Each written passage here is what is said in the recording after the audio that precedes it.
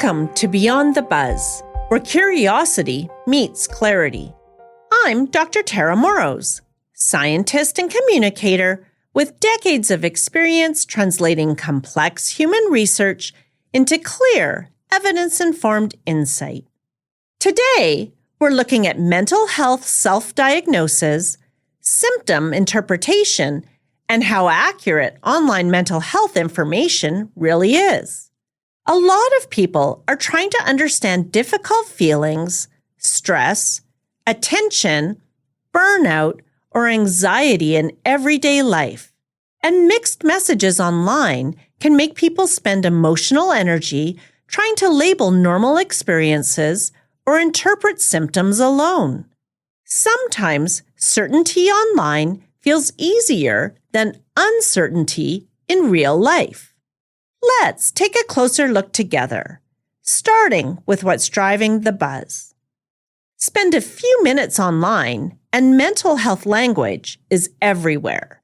ADHD, trauma, anxiety, autism, burnout, depression.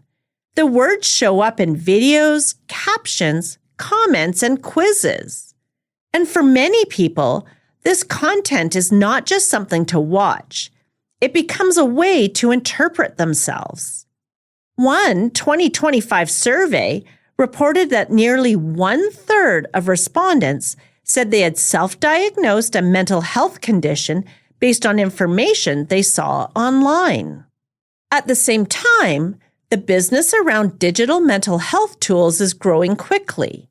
One market estimated the global mental health apps market at about $7.5 billion in 2024, with continued rapid growth projected through 2030. That growth reflects something real. People are looking for language, reassurance, and a way to make sense of experiences that can feel hard to explain. Let's check the evidence, our kind of receipt check. This is the moment to pause and ask the questions that matter. What's the evidence? What's the source? And how do we know? Here's what the evidence shows. A systematic review, a study that reviews all available research on a topic, found that mental health and neurodivergence content on social media varies widely in quality and reliability. The review also found examples of misinformation, oversimplified symptom descriptions, and content that sometimes blurred the line between education, identity, and diagnosis. That does not mean all online mental health content is wrong. Some tools and questionnaires can help identify people who may need further assessment. But most screening tools are designed for screening, not diagnosis. That distinction matters.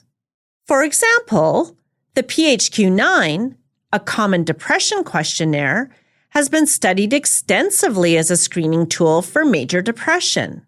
And the GAD-7, a common anxiety questionnaire, has been studied as a screening tool for anxiety disorders. Screening means identifying people who might need more evaluation. It does not mean confirming a diagnosis on its own.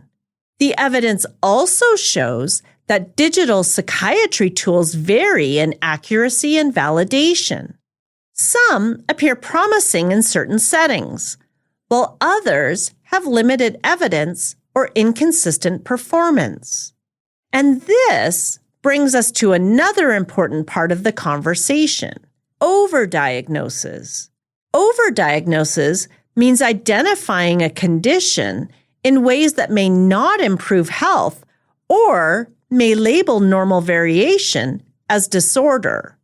Researchers in mental health have raised concerns about how diagnostic boundaries can expand over time.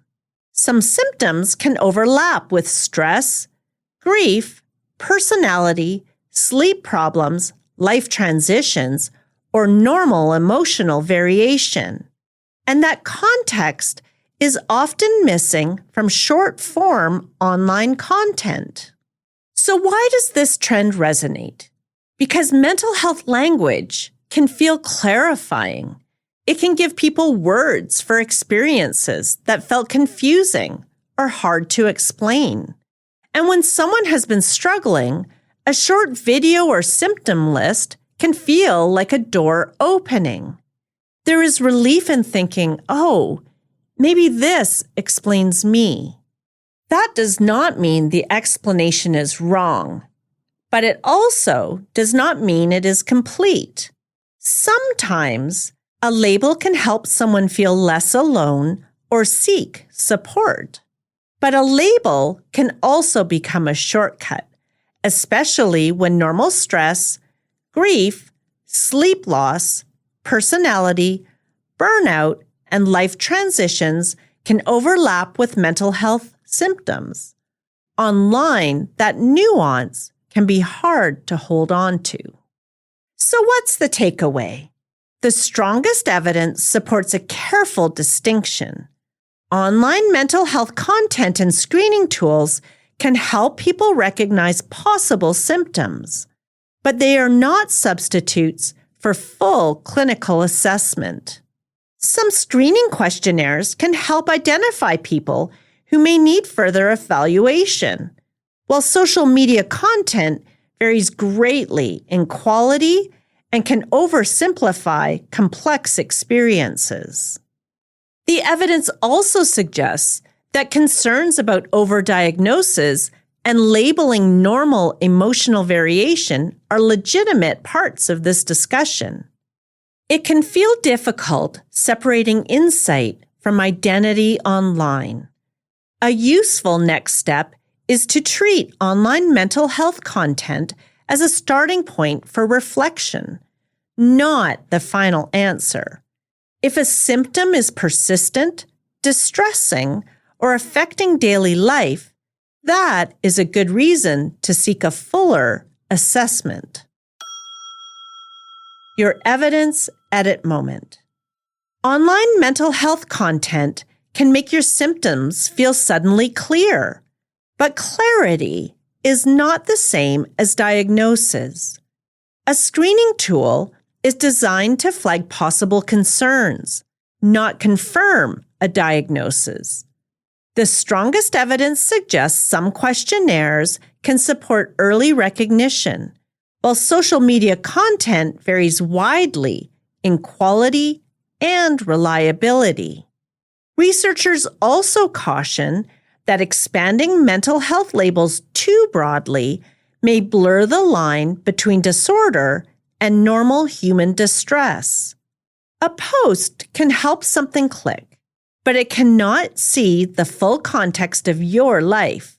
Some symptoms deserve attention, and some patterns need support.